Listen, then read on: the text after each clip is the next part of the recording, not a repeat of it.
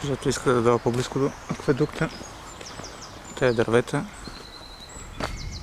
Това отсреща.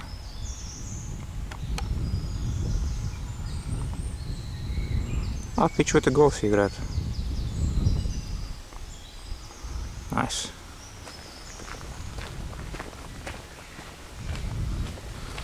Към това ще так част от градините явно е затворена.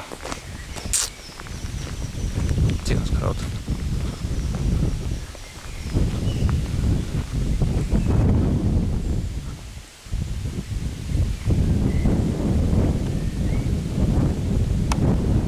Тук Слави каза, че това се построи, както казах за Версай.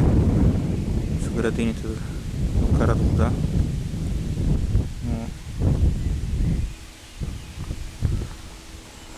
Нещо не са се получили нещата на времето. Тук се вижда, тук се вижда по-ясно.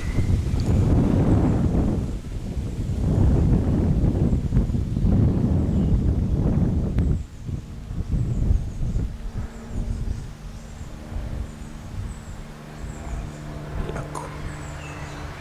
Хубаво, значи леко по леко ще се връща сега към това. Ще влезем вътре да им за какво става въпрос. По времето обаче си е общо взето като в София. Поне не е жега. Слави горки явно не е свикнал на такива температури. Нямам идея тук какво е по това време на годината. И вика, постоянно ми е топло, влага. Не знам каква влага, мен ми е екстра. Ако да е в София това време като е 30-40 градуса, не знам как ще издържи.